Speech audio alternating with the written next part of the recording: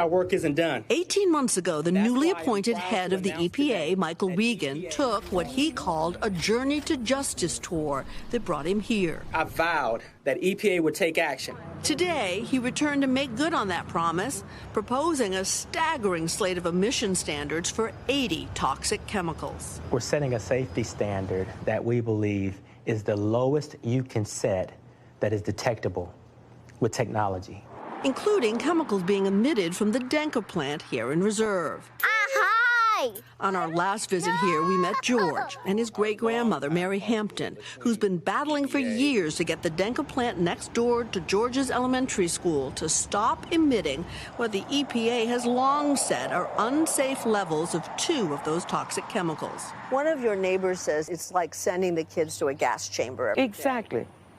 Exactly. We also met Robert Taylor, who'd been fighting with her for years. He didn't have much confidence the EPA would do anything. So when the agency called the night our story aired and suggested we meet up with Michael Regan in Louisiana, we agreed. One of the things that Mr. Taylor said to me the first time I came to visit was that this was a sacrifice zone. What I can tell you is there are none of these facilities in Beverly Hills. There's no coincidence. If you look at who's on the front lines, most of these individuals are black, brown, or tribal, and or low income. So there's a consistent pattern here.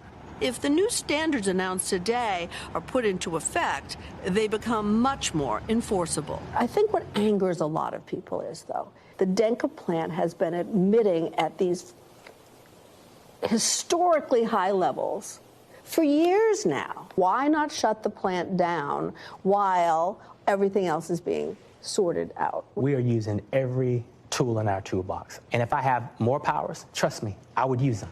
Denker told us it's reduced emissions and says it's breaking no laws, denying it's putting the folks who live here at any increased risk for cancer. I wish that we could move more expeditiously to take action to protect George, to protect Mr. Taylor, to do all the things that we want to do yesterday.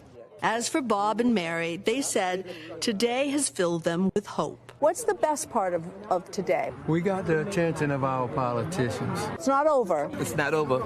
We'll be here when it ends. I tell them all the time, I was here from day 1, I'll be there till day 0. Cynthia McFadden, NBC News, Reserve, Louisiana. Thanks for watching our YouTube channel. Follow today's top stories and breaking news by downloading the NBC News app.